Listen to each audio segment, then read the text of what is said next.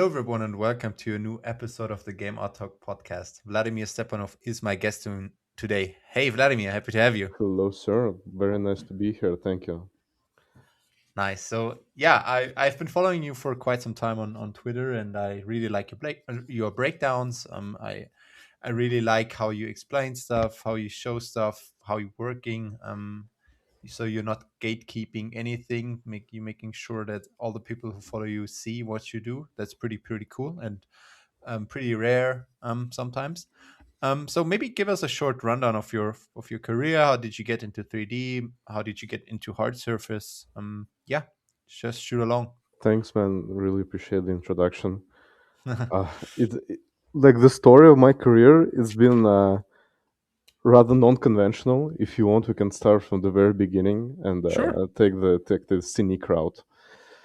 So, of course, it all began like with uh, all of us sensitive young men who got into game dev and into 3D art in our childhood, because we're all obsessed with vehicles, tanks, planes, guns, and Yeah.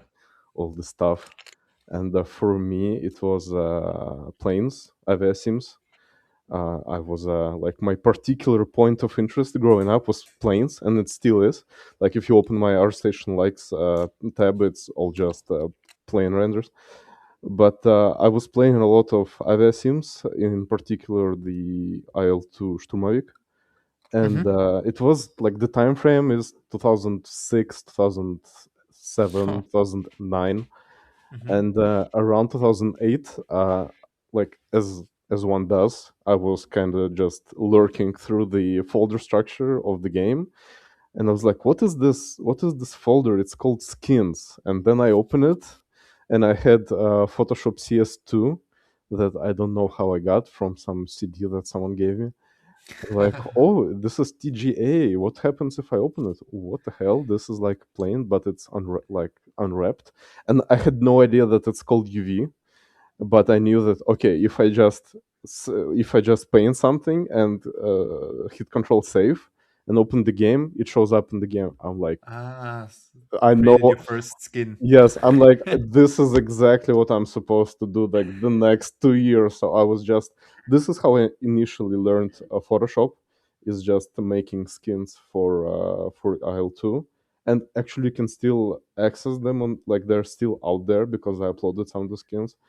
And I also had like, I had some books, some encyclopedias about planes, and I remember I was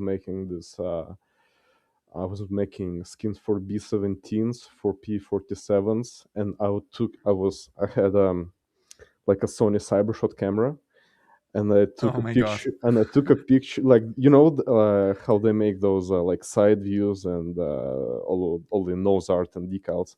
They put them Mm. in the books. So I took my Sony Cybershot. I took a picture of some nose art on the B-17. I traced it over in Photoshop. I placed it on the texture, and it showed up in the game. I'm like, fuck, this Magic. this is so fucking cool. Yeah. So, and like I completely forgot about it. Like, so it was like 2008, 2009. I had no clue that it can be a career. Mm. It could be a job. And then I went to this university. I was literally studying rocket science. I was studying navigation and ballistics of space, of missiles and spacecraft. And Nice. it's like it's the least my least favorite. It's not my least favorite thing, but it's essentially just math and programming, and I'm terrible Yeah. at both.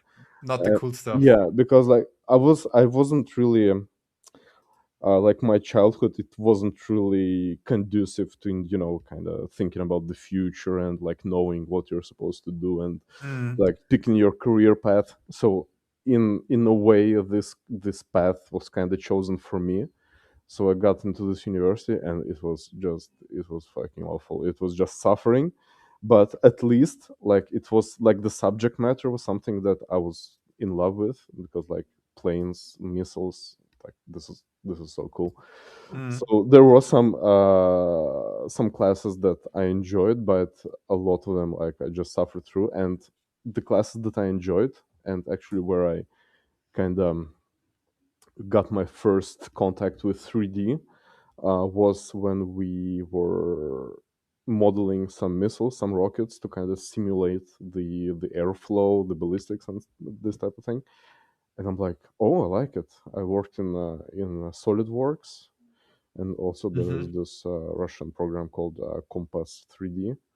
And I'm like, I'm good at this, and I got straight A's. And I'm like, maybe there is something in it. And also, one semester during the computer science programming course, we studied OpenGL library in C++, Hmm. and this is also like programming. I'm like I can read code like because it's basically English, so it's like it's not that complicated. But like to code something myself, like I just can't. And like I was suffering through it, and now this semester comes when we study OpenGL, and I'm like I know what I'm supposed to be doing. I'm good at this. So like I modeled, not even modeled. I coded a model of Messerschmitt 163, the rocket plane.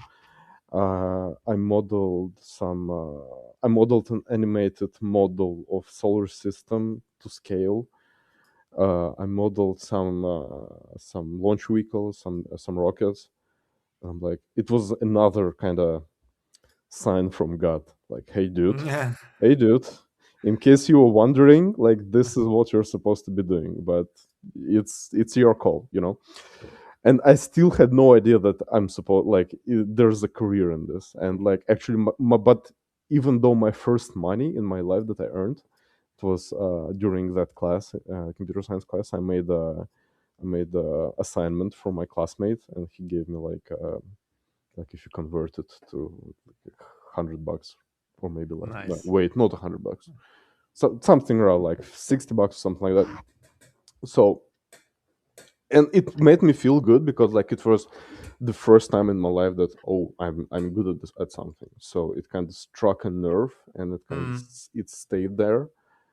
So as you might imagine, like going forward, like I hate the this I hate studying. I spend my whole time at home playing more PGs, playing World of Tanks, of course, Yeah. Yeah. playing all kinds of more Korean. I was into Korean MMORPGs. I know, don't no Hmm. shame, no shame. But of course, like it took a hit on my academic kind of performance, so I kind of got kicked out, but not really. But essentially, I lost my deferment, my military deferment, because in Russia, I think in Germany is it's as well. Like there is a mandatory service, Yeah. so I lost my deferment. Now again. Yeah, I lost my deferment, and eventually I got the letter. So hey, dude, you're in the army now. Let's go.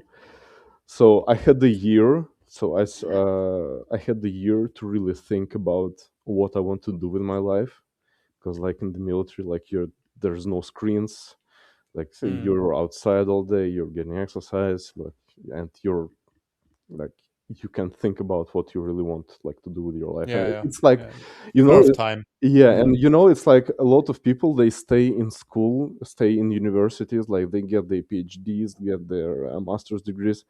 Uh, for some people, it's because they don't want or they don't know what they want to do with like in terms of work, so they kind of stay in the academia because it's like a shame-free Yeah. excuse like to not work. And like for me, it Mm. was like this. Okay, I should figure out what I want to do, and I Mm. kind of put two and two together. I kind of ask myself what I'm interested in and what I'm good at. And I started some soul searching. Like, okay, I love games. Okay, I'm so unique. I love games. Okay, next. Uh, I'm good at 3D. So 3D and games. Okay, let's figure out what we can do. So I started like searching for tutorials. Even while I was in the military, I was on my iPhone 5. I'm like, okay, what is this? Okay, how does it work? And I remember I installed Blender for the first time like a couple of days after I came back home, and like my first program was Blender. Then I switched to Max, and when I got my first job, I switched to Maya. so I'm kind of You raised by know my. all of it. Mm. Yeah, but like it's a story in itself how I got into how I got my first job. But essentially, I took a course from this dude who was making courses, as you know, one does, and I can't like it lasted for a month or a couple of months. I think a couple of months, and I was back in the university, and I just stopped going to the university. I was like, okay, I need to go. Like, I love this. Like, it speaks to me, and I feel that I'm getting obsessed with it, and like you have to be obsessed with it. Yeah, yeah. So I just stopped going to university, and I just did the assignments. I tinkered with 3D Max, with Marmoset, was trying to figure out how you unwrap, what the UV is, what the baking. Like I kept hearing like texture baking, texture baking. What the fuck is texture baking? Like, how do you bake the texture? Like, what the hell are you talking about? So, and I think by pure luck, or I don't know, was it luck? Someone sent a link that there was a startup in St. Petersburg, where I'm from. They were making games, and someone sent a link that they needed juniors. I'm like, I'm a junior. Let's go. Like, Mm. let's message them. And of course, I messaged like this company. It was like not even a technically it's a company, but it was like 30 people, and with a questionable source of investment, and it was shady. Mm. But the people there were really really good, and they're still like have great careers, and I learned a lot from people at that company. So at first, they gave me a test assignment, and I still have it on my computer somewhere. It's heinous. It was Yeah, so yeah. All the terrible. first artists Oh my are god! so It's freaky. if you want, I can send They it are to you. cringe. They're super It's cringe to so look at. cringy. I Mm, should totally mm. send it to you if you want. You I want have you someone. I have an artist. I did yeah. for Ubisoft back then, Hmm. and it's if I Oh take yeah. a look at it, like artists back then, it was from 2017 or Hmm. something. It was like way too much for 3 days, and I basically I really crunched in 14 Oh yeah. hour a days, Oh and yeah. didn't Oh yeah. sleep till 3 a.m. in the morning, Oh and yeah. then woke up early and really started, and it still looked like absolute garbage. Same, Yeah, absolutely identical story. Like I was yeah. crunching, like I was just not sleeping for like 4 hours and back to work, and it's still is heinous.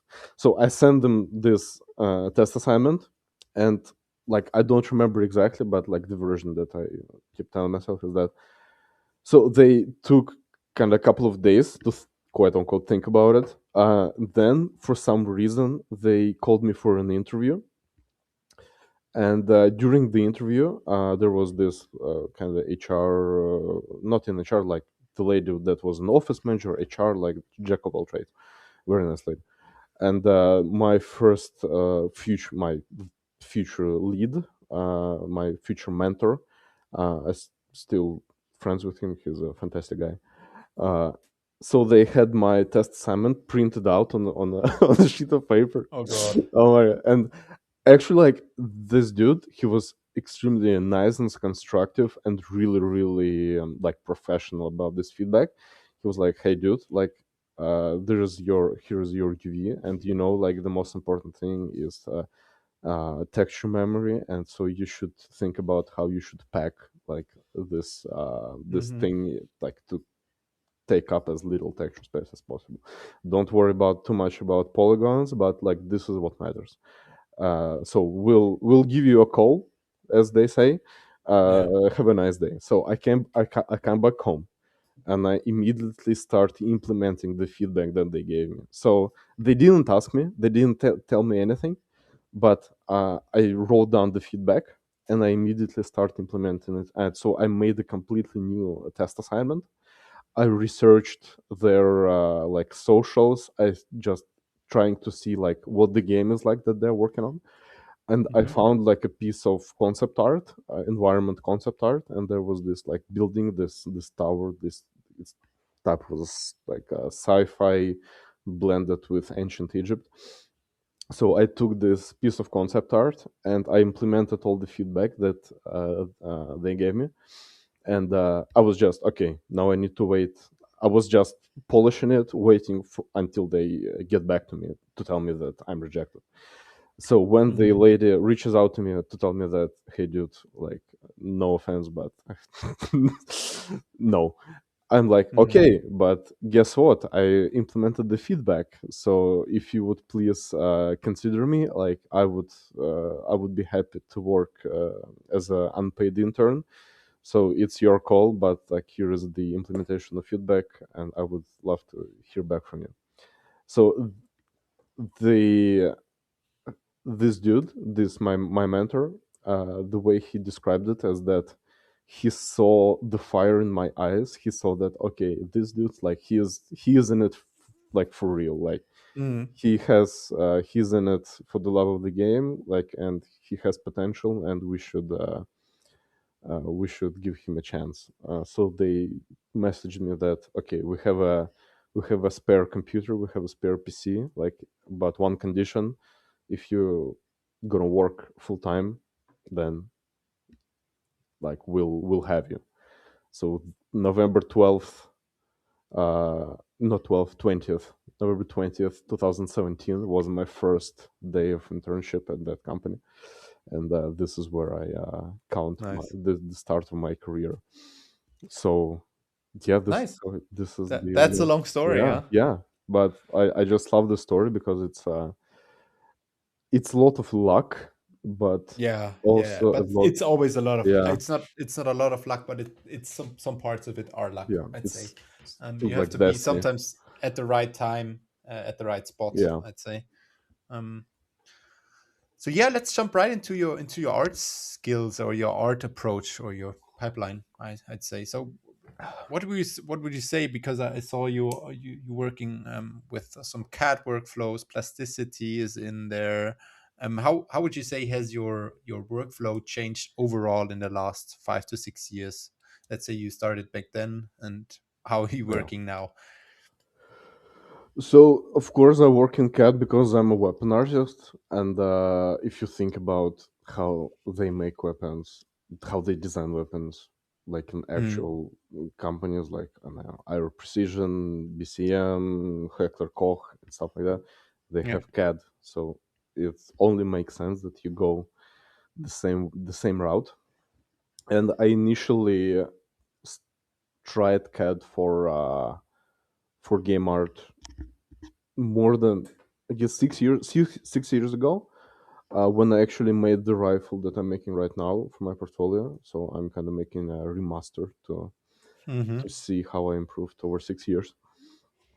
And if you speaking of how my pipeline has changed over those years, the main things, of course, is ray tracing for rendering. Now Yeah. you don't have to.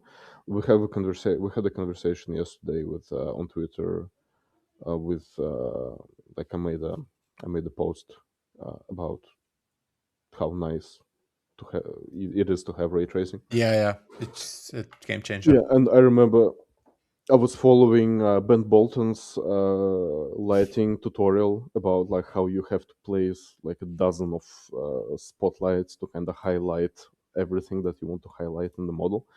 And it was back in the Marmoset 3 days when there was Without ray no tracing. yeah. Yeah. So it was a completely different like a completely different process. Now you just do it exactly as you would do it in real life. Real life. Now you can just I don't know, look at a YouTuber how he like posts on Instagram about like, hey, this is the new gun that I will be covering like in the next video or something like that. Or just go to X, go to Instagram, and like there's a bunch of accounts that have like aesthetic gun pictures. And Yeah. you can just replicate it out of the box. You can just okay, Yeah, you can just yeah, replicate yeah, the official marketing shot oh yeah, sometimes. I don't know. That's like the biggest question. Sometimes the marketing shots they look rendered as Oh well. yeah. So Oh, yeah. yeah, Sometimes you just, maybe God it's damn the it, guys. eye. Yeah. Maybe it's the artistic eye Like, of being a weapon artist and seeing this looks like straight from ArtStation. But sometimes it's the official channels, right? yes, this I was thinking about it a lot, and it kind of goes into this question of how video game culture affects weapon, like consumer firearm market and gun culture, especially in the United States. Mm-hmm. Because if you think about it, uh, 2010, 2009, uh, you had Call of Duty Modern Warfare, Modern Warfare 2, and Battlefield 3. And now those dudes who are my age, I'm 31, now those dudes, especially in the US, like they have the means, they're like 30, 35, 40 years old. Now they have the means to kind of purchase the weapons that they were swooning over when they Mm-hmm. were Mm-hmm. 15, 20 years old. And now you have basically companies like, I think, not Higher Precision, but there was a company that kind of released a clone of MP7. I think it was Higher Precision, but anyway, you can see how much the video games and the weapon art, essentially, like people like me, how much they influenced the gun market.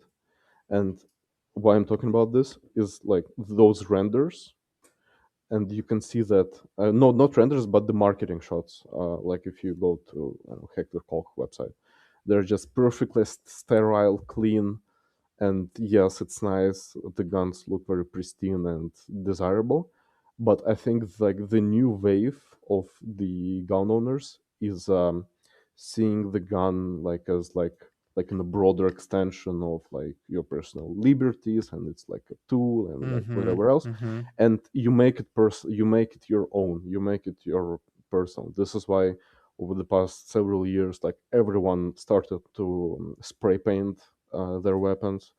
Now you see all those once again aesthetic Instagram accounts, like all the weapons are scuffed and scratched and well worn. Like you can see that there's a story, there is a personality, there's like Yeah. Yeah. this man's tool that he hunts with, or like whatever he does.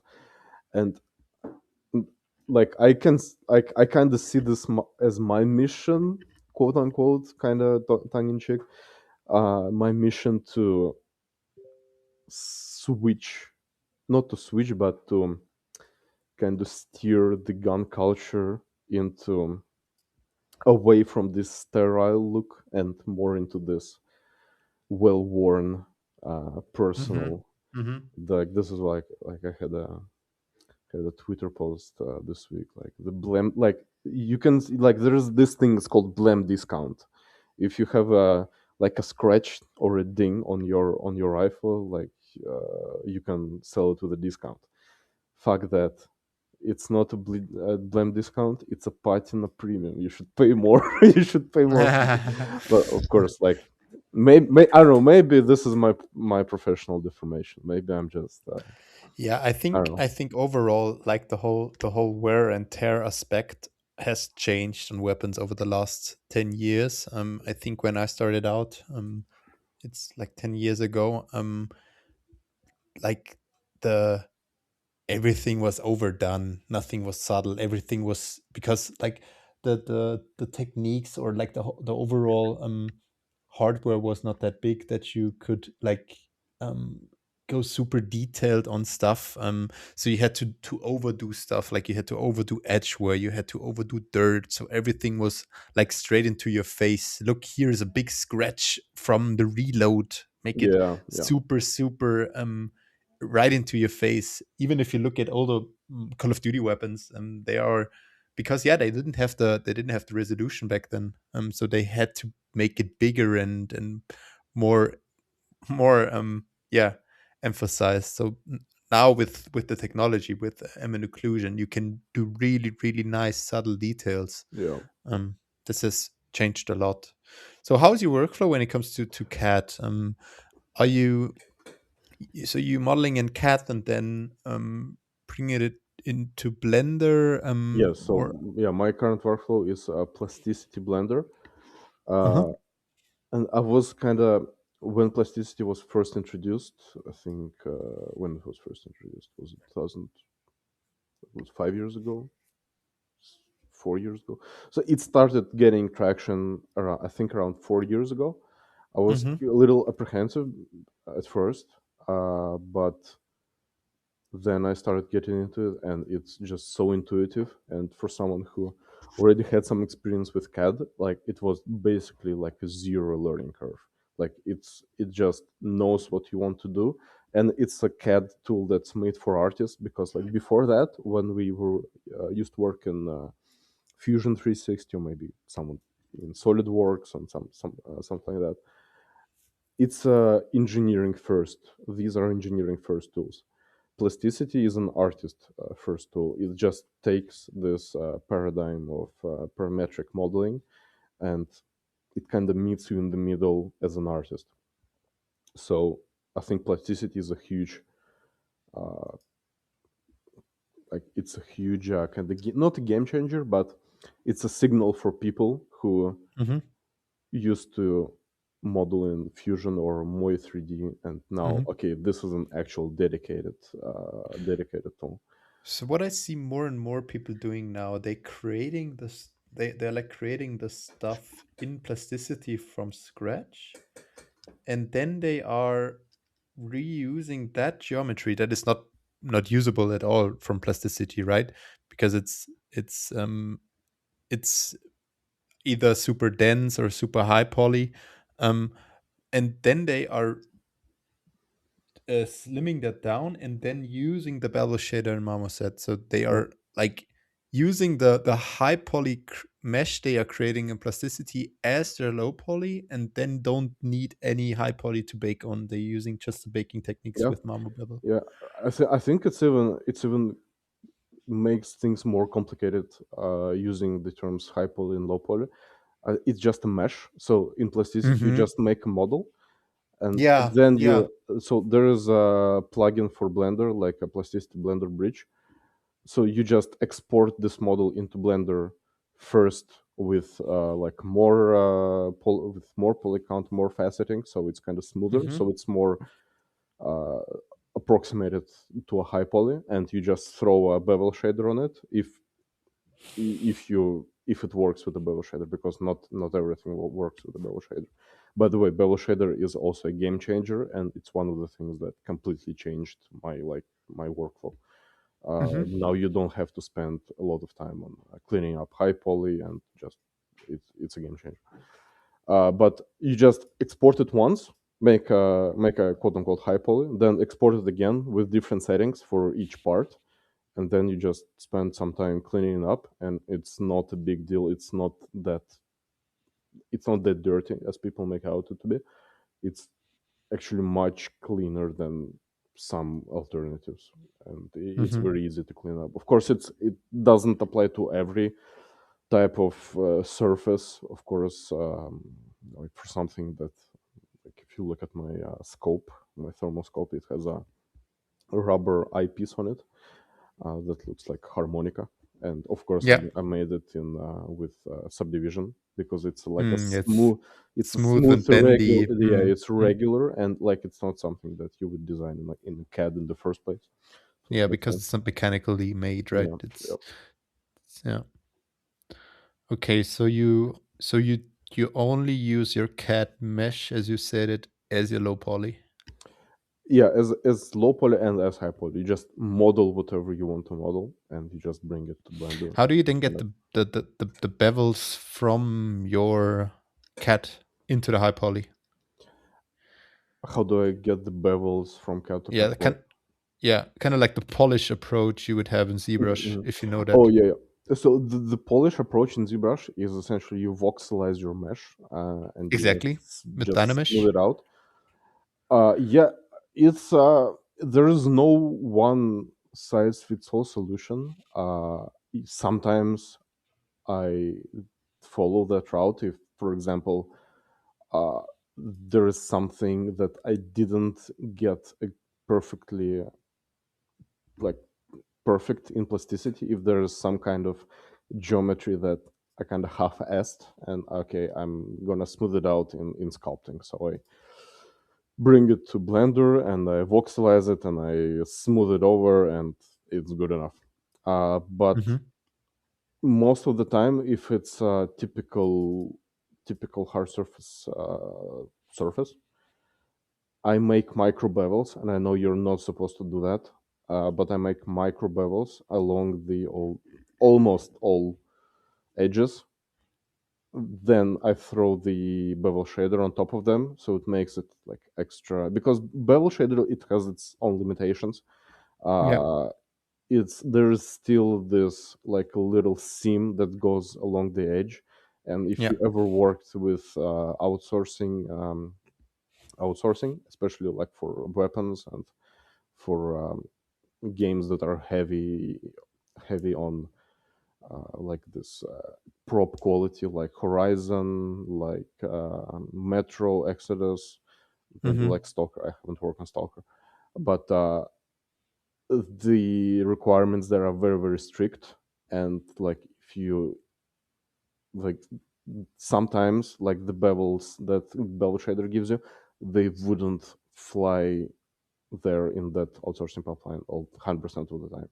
So sometimes you have to voxelize it, but essentially, yeah, you just it's like just speaking about high poly in general. There's a lot of questions that people ask me on Twitter, and now you're asking me.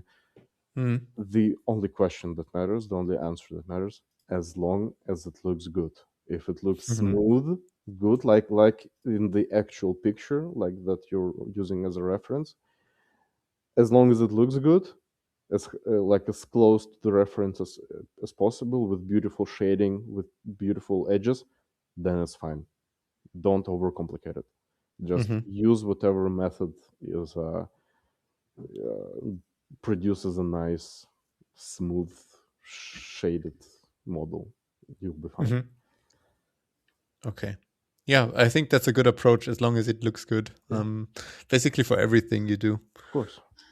Most of it. Yeah. Like um so let's speak about your texturing. So Hmm. how would you say or what details are too much for real-time games but great for renders? Like Hmm.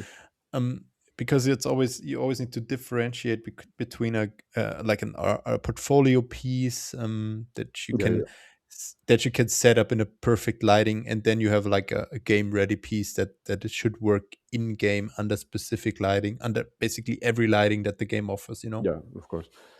So this is a question about the target audience and Mm, the goal. Like, what are you doing this for? Because in production, your ultimate meta mission is to serve the player fantasy, and like this is like a part of a broader conversation about why games fail and all of that. You're serving the player fantasy. You're not here to produce a portfolio piece. You're not here. Some people, and not in game dev, not in 3D art, but just in general in life, uh, there is a lot of unnecessary failure and suffering that comes from people who do their job, and they're just obsessed with the process of their job, and they think that the process itself has value. No, like you're producing something for a reason, and in production you're fulfilling the player fantasy. uh, you have to ask yourself, okay, like I'm modeling this weapon. What is this for? This is for a player. Okay, what is the player fantasy of a player? Okay, he wants to be like a hero in a post-apocalyptic world. Okay, what does this mean? Okay, it means that it's a makeshift weapon made of pipes and something. Okay, how does it translate into art? Okay, it means that its silhouette has to be like this, and it means that during gameplay it has to feel in a certain way, and you make your decisions exactly like, okay, how would it feel like to run around with this piece of 3D art with this weapon.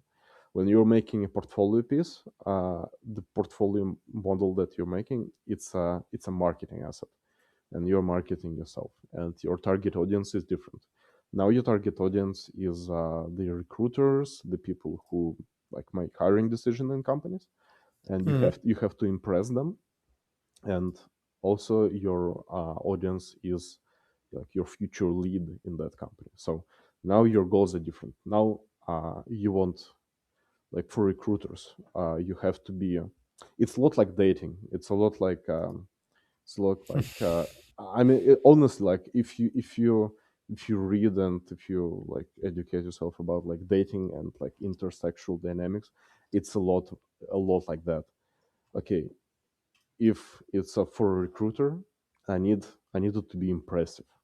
And okay, what people who make hiring decisions and people who kind of gatekeepers and who would kind of go in contact with you if they want to hire Mm-hmm. you, what would they be impressed with? Okay, maybe it's hyper high textile density, maybe it's like little hairs like on a weapon sling that okay, it catches light in a beautiful way. And it's, Mm. it's like imagine you're sending a render to your parent, and they're like, oh my god, it looks Yeah, exactly like the real you're life. showing off Yeah, basically everything yeah, you have in your tool bag. yeah, Um, yeah, you're showing off. And then for your future lead, for your future colleagues, your goal is to signal that you have what it takes to kind of not survive, but like you have the know-how, you're an expert, and you demonstrate it by, for example, not using generators everywhere and like using stencils, because like for example, generators would impress someone who is not technical but makes hiring decisions, but it wouldn't impress like your future lead. And you're saying, okay, yeah, here, like look at me, I can make it extra realistic, but if need be, I can also make it quick. Also, you're signaling that you have the right artistic sensibilities, and you signal it with the subject matter that you're making, like what kind of object that you make. This word is being thrown around a lot lately, especially on Twitter, like word taste. And yeah, you yeah, have yeah.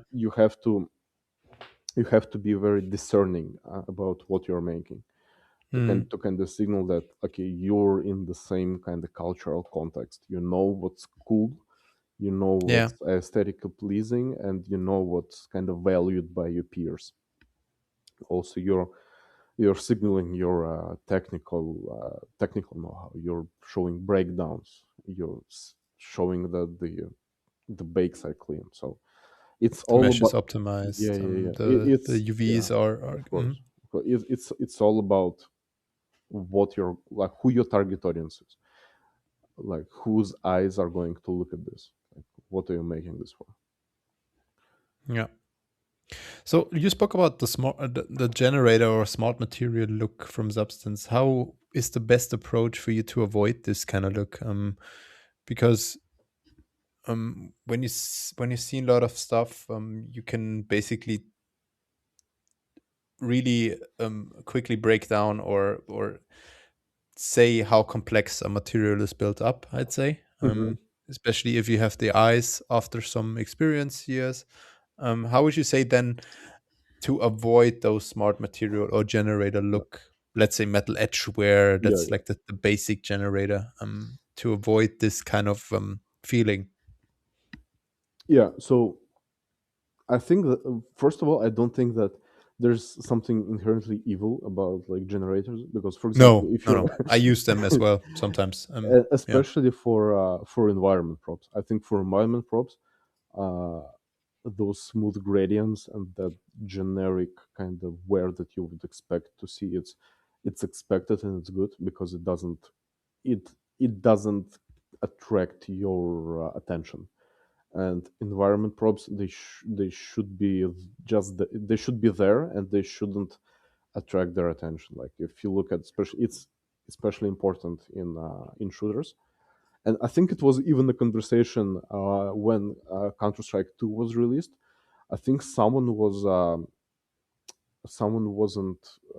kind of gave feedback that the environments now are extra beautiful, but it kind of makes them less readable. I don't remember exactly, and Ah, uh-huh. I think Counter Strike 2 looks fucking insanely beautiful and great. But like this is like if you're listening to this, this is like something that you might want to look into. But the way to answer your question, to make this the way to make it work, I think, is to keep it subtle, and also to have a very prominent feature that's custom made for this specific prop that attracts attention. So it's all Hmm. about attention. Again, it's about who are you making this for, who is looking at it, and like you have to uh, apply a lot of metacognition, or just, I don't know, empathy with extra steps. Okay, Hmm. Hmm. I'm looking at this. What am I thinking about? What am I looking at? Where my gaze is going, and what do I pay attention to? So if you, for example, put a lot of generators, but then boom, you put a hero star scratch that attracts a lot of attention. It's very prominent and it's very beautifully executed. Or maybe there's a leak, maybe there's like moss or gunk or something like that. That also may help sell the realism and the sophistication, the complexity. So another thing, the complexity, how to fake complexity, is you layer a lot of geometry. For example, the game No Law that was announced not too long ago from Neon Giant, and I'm a huge fan of them. A huge fan of their first game, The Ascent. By the way, also Mm. Oh yeah, yeah. The Ascent. If you watch their They have a JDC, breakdown, right? yeah, Yeah, yeah. they have an insane. Uh, Like everyone should watch The they have a Ascent. fantastic Yeah, art director, or Tour it's the Freak. art director Tofrik who Yeah. worked on the Wolfenstein games. Oh yeah. Yeah, Oh I yeah. know him. Yeah, Tour Freak Arcade he's Diary. fantastic. Yeah. They're one of the best, like one of the top tier artists in the industry. And in the Ascent, they faked a lot of complexity by layering. And what layering is that you have a lot of stuff stacked on top of each other on the screen. And in the Ascent, they have a lot of verticality, but verticality not in terms of gameplay. You can't actually go up and down, but you have a lot of ledges, you have a lot of like catwalks, and a lot of space underneath the player Mm. area. And Hmm. this layering of detail, it sells you a lot of that like visual complexity. And if you watch the No Law trailer, they have a lot of pipes and they have a lot of cables, and they're very cheap in terms of, like, they don't need a lot of texture space, because they're always silhouetted, so there's nothing to texture on them. You just can slap a tiling tiling texture and they will look exactly as if you would spend a bunch of time texturing them. But it's layered on top of each other, and it gives this oomph, this X factor. Oh my god, there's some, like, there's a lot going on. This is why every artist, especially like a 3D environment artist, we go through this phase in the beginning of our careers where we are completely enamored with all the different slums, like the Brazil, like South American slums, Yeah, yeah. the Th- Kowloon city there in is so Hong much Kong, going on. yeah, Mm. and like Hong Kong in general, and like Southeast Asian kind of huts. And because like there is so much stuff going on, there are like grids on the windows, there are like poles and cables, and layering is like Yeah, is I what think sells it. that's also the reason why countries like Japan or Korea are so nice to take pictures or photographs in, because there is so much going on and there is so many, yeah, as I said, different layerings of things happening at the same time. Oh yeah, So much to look at. Yeah, same as for textures on a weapon. There should be much going on, yeah, but it shouldn't be, it shouldn't be overwhelming in the first place. It needs to have a rest as well. So of course, it of course.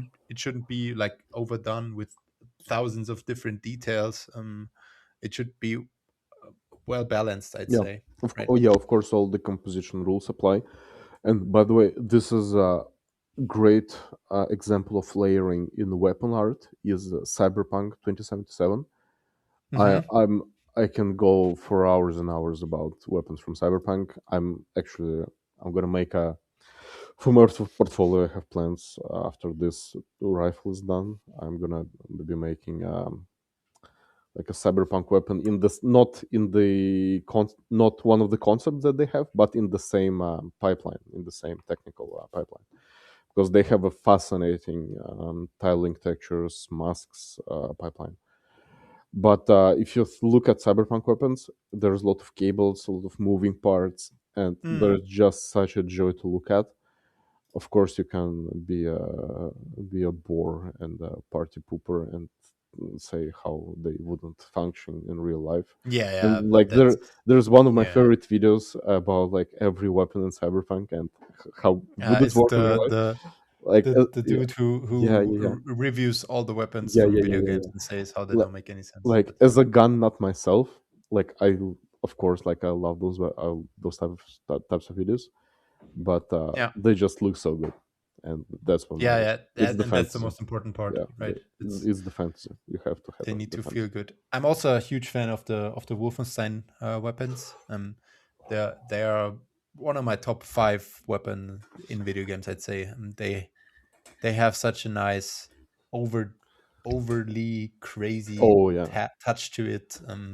Like overdone as well, so bulky, and they feel, especially when you play the games, they feel so oomph and oh heavy, yeah.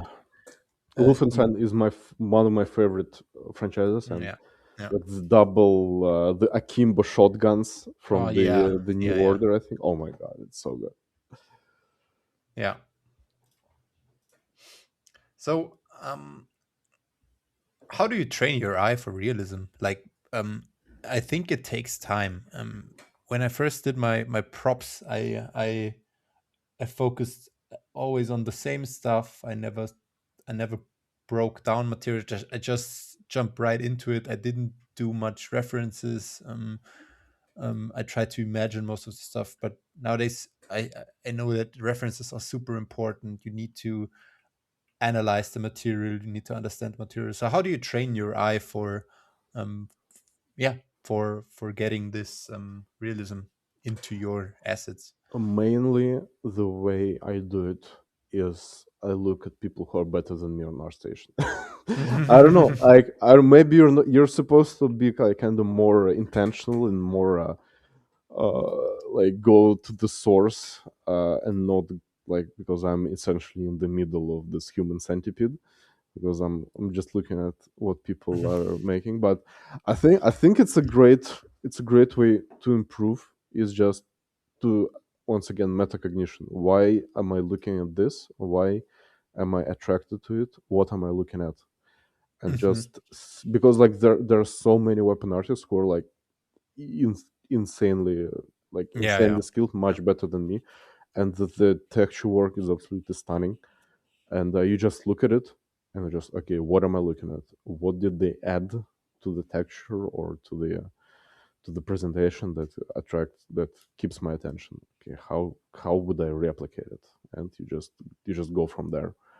So I don't know. Maybe it's not the best way, but it works for me so far. Yeah. So what would you say is the biggest misconception when juniors are starting out about like game art quality overall? So maybe they have to the wrong things they're focusing on. Mhm. Maybe they need to focus on other stuff that is way more important. How would what would you say? One Maybe thing that I comparing to yourself. noticed, especially in production at my previous job, some people just obsess about uh, every prop being portfolio worthy. It's Mm, the hmm. previous thing that I mentioned, that sometimes the the obsession with the process itself gets in the way of the result. Sometimes Yeah, people think that, okay, I'm an artist, I should uphold the expectations of me as an artist, I should make everything like 100% beautiful. And yeah, there are some games where, okay, you can see that this is taken to a level of art direction and it works, and they look absolutely stunning. Like, I think in Indiana Jones, the environment team is at Machine Games, once again yeah. one They're of crazy. the top tier, one of the absolute best artists in the industry. Also in Metro Exodus, and just in like this type of in like Eastern European post-Soviet game art school. It's extremely tech heavy, and it's extremely has extremely strict requirements, like to quality, to every single fucking asset. And it pays off because it's within the art direction and it looks good. But if you look at games like Cyberpunk, which you constantly see videos on YouTube about, oh, there is this new mod, this photoreal mod for Cyberpunk, and it looks like quote unquote indistinguishable from real life. Hmm. If you think about, uh, if you will just actually play the game and zoom in, like you use the eye augmentation and zoom in on individual asset, they a lot of times they look just boxes with a couple of bevels and a tiling texture. Yeah, yeah, yeah. But you zoom out, you look at the skyline of Night City at sunrise or sunset, and you're just completely breath like, it's one of the most beautiful games ever made. Like Cyberpunk is, it's a stunning game.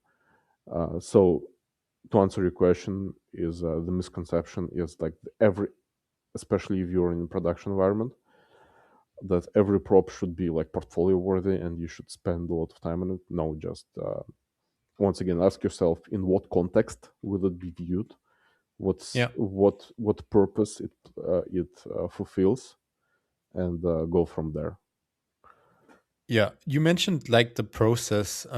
I think when I first started out, I always thought to myself, after this tutorial, I am done. I know everything. I post on ArtStation. I get the job. I know everything. But I think that's not the way it is. You're always improving. You're always learning. You're always, even like lead artists or art directors, they are still seeing new stuff and still um uh, improving their portfolio, like not their website portfolio but their internal portfolio of taste, breakdowns, like it never stops, I'd say. Of course. And you need to Yeah. know about that. That's like also, I'd say that's the downside of it, but it's also the cool part of it. Like, you can always learn something, you can always do more, you can always get better. But on the other side, you have to keep the wheel spinning, and you always, yeah, you always have the imposter thing when you look at art session. There is always someone better than you. There is always someone doing more than you, which is, yeah, it's the good and the bad, I'd say. Yeah. Yeah, big time. Yeah, there's a lot of this. Oh my god, I will be judged. Like, I'm making this Uh prop, huh. and it's a tertiary background prop. Oh my god, I will be judged. How they will look at me on our station, and I will upload it in the art dump. No, no, I will be judged. But no, it's you have to. It's all in the purpose, in the service of the player, and some players don't need hyper detailized mugs on a table in a hut in somewhere on the edge of the level. Yeah. So, what would you say is an overrated technique in game art? Maybe it became overrated. Maybe it was big in 10 years ago. But what would you say is pretty overrated? Overrated. Uh, I'm If blanking. we can turn this question around. We can start Underrated. with underrated. Underrated. I would say that. All right, maybe it's not answering question, but it's a pet peeve that kind of sprung into my mind. It's and this is something that you see in some of the modern games, and this is a part of a like there's a huge conversation about like it's not the graphics, it's the art direction, and Yeah, this is a yeah. part of it. So the my point is contrast, and you the most important thing in every like artistic expressive craft, be it games, storytelling, art, music, food, architecture, anything, it's contrast. And essentially you're playing like the way you manipulate emotions and the way you kind of guide the player's feelings is through contrast. You have a in songs you have a chorus, and you have like a quiet part, and you have a break, you have a like you know how it goes. But you can see in some of the modern games there's a lot of uh, parts that are contrasting with each other in the environment, and it kind of it draws attention to those parts, to the environment. And when you actually try to play the game, it's everything Hmm. gets noisy and attention is drawn somewhere else. And Yeah. if you look at games that are artistically very well made, like uh, I like the example of Diablo 4, because there's a lot of art dumps on ArtStation with environments from Diablo 4. A great technique is to take those screenshots, or just take screenshots from Path of Exile and Diablo. And these are good examples because there's so much going on when you actually get into combat that it matters. So if you take those screenshots to Photoshop and desaturate them, or like take the color away from them, and you look at the values, you can see that it's all in the mid-tones, and the actual differences in the background are very, very, very, very subtle. And Mm. all the attention is drawn to the player, because it's a silhouette that gets that's very striking against the background, and to the enemies. And this is something that actually that I see a lot in indie games, when and they might be great games and they sell well and they're fun, but a lot of beginner indie developers, they don't have the sensibility, and they make the background very busy. I don't know. Hmm. I'm just rambling at this point, but the point is that contrast is a very, very powerful tool, and you should Yeah. use it very, very intentionally, and it matters everywhere. Yeah, that's true. So what is overrated? Overrated. Graphics. I mean, Yeah. I know Same. it's a hack question, and it's and not graphics, but fidelity. Like Yeah. this is actually something that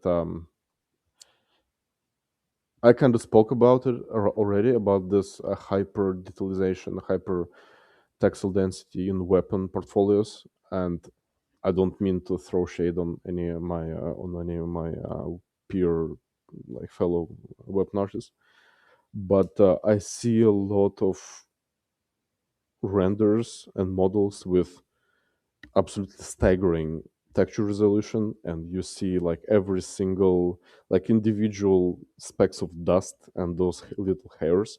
And I understand that Mm. they serve the purpose of like, impressing the people who would hire you, but the fidelity, I think it's overrated. I mean, the games that I play, for great example is World War II games. I played a lot of Red Orchestra Mm. when I was Hmm. younger, and now the Red Orchestra itself is dead, but there's a mod for it that Yeah. received a Yeah. lot of updates.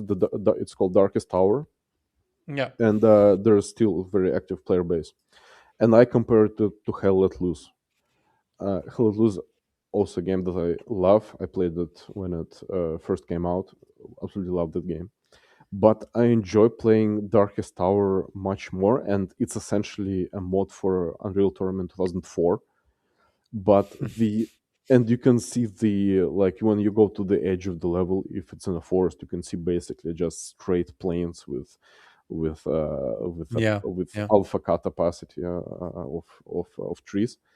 But for whatever reason, I don't know, just the readability, the general vibe just feels much more like it's like reading a book. Your mind kind of paints a picture in the between the yeah, lines. But when you play Hell Let Loose, you're just constantly frustrated because I got killed again because like person just stood still in front of a tree and it became invisible. I know it's a skill issue, and I know it's yeah, how it is yeah. in real life, but it's like Gabe Newell, like where it's how is it fun? Like because we're making it should be fun. I'm rambling. Yeah, I would say like as I don't really care if your game looks good as long as it's not as it's not fun. I It's just a tech demo. I'd say at this point it's not a game anymore. Yeah, maybe the last Ubisoft Assassin's Creed Shadows. It looks fantastic. It looks super hyper realistic. The lighting is great, but the game is just boring. It's the world is bland. It's nothing special in it. There is no contrast. Everything looks basically the same. Um, yeah, there is nothing to get lost in, I'd Oh say. yeah, oh yeah. That And I'd rather play games that are not super hyper realistic. They maybe have they choose an art style, nailed that, and then they yeah focused on the fun, on the gameplay. The best example is maybe Hades. It has this specific art style. It owns it. It nails it, and the rest is just pure fantastic. Fantastic game that is fun. Yeah. yeah, that's right. Contrast like is everything. Yeah. So what trend annoys you in portfolios? You already mentioned the super the high fidelity of textures. Is there anything else you don't want to see anymore in portfolios No, it's not that I don't want to or see trends? high fidelity stuff. Like like Mm. it's always a treat whenever you open like Sure, absolutely. But yeah. it's not like in a realistic game environment, right? That's the thing. But like if I flip the question on its head, like what I want to see more Mm-hmm. is more, and I'm like I have a plan to make like one of those works in my portfolio is something that's made to work in in a game in a way that like more of a tech art stuff blended with environment art or weapon art. What I mean is you're not only modeling a weapon and texturing it completely uniquely and rendering it with ray tracing, but Mm-hmm. you're also you're also thinking about how would it be implemented in the engine, how would you customize it. Customization, I think, is like to a previous point about like this trend of weapons being treated more as personal tools. Mm-hmm. How would Mm-hmm. you customize it? And it's something that they made in Cyberpunk with like there's they are randomized, like weapon are they can split into different parts and they're colored randomly, and when you pick up those weapons from enemies they look different. So stuff Yeah, like that's that. true. How would you use how would you use a tiling texture on a weapon in a way that wouldn't make it look boring? Like how would you use masks or some like essentially taking the environment art techniques and applying them to weapon Two art. weapons. Yeah, and Mm-hmm. there's actually like if you search for GDC and Adobe Substance articles about Cyberpunk, they actually have a lot of insights Recon. about how they Mm. um, how they um, Yeah, how they the approached it. cyberpunk weapons are super um modifiable, right? There are different. Then Yeah, they're not really customizable in a way that like lets you tinker with them a lot. yeah, but like the weapons itself Yeah, are. yeah. Yeah, In terms of like how they're integrated in the overall kind of art world. direction, Mm. they're Mm, mm. amazing. Nice, nice. Yeah, So guys, learn tech art, learn Unreal materials, learn about draw calls. blueprints. No blueprints, but just materials are Yeah, enough. Learn about masks and blending and linear interpolation and stuff like that. yeah, yeah, yeah. There is always something you can learn, right? Yeah, and it will make you a better, like a more. It will make you More versatile stand artist. out. Yeah, Yeah, yeah. All right, Vladimir. I think that's it. Is there anything else you would like to tell people? guys, You we're all gonna ap- make it. We're all gonna make it. apart from your Yeah, Twitter posts, yeah. Of which course, I really enjoy. follow me on everywhere. But just like the times are rough in the industry, but guys, Yeah, they are. like if you're in it for the love of the game, You will stay. if you see yourself as this like passionate, sensitive young man who has opinions and with a vision, you're gonna make it. Just Yeah, develop, like learn social skills. It's very important, and make friends, and we're all gonna make it. yeah. And yeah, thank you for having me. As I told you, like this is my first podcast in English, and I'm more of a writer and less of a speaker. But I think I did well. You did really, really I well. am not going to listen to this episode because I'm gonna cringe to death. But Yeah, yeah. I know how that feels. I will Yeah, share it even on my LinkedIn. amazing, amazing. Thank you so much, Thank you, Vladimir. man. Thanks, man. I will share all your information, all your Twitter, LinkedIn page in the info notes. You guys should check him out. He has fantastic stuff. And he yeah, he makes you a better artist if you take a look at his articles and breakdowns. You're very kind, man. Thank you. I appreciate it. Alrighty, take care, Vladimir. Bye bye. Bye bye.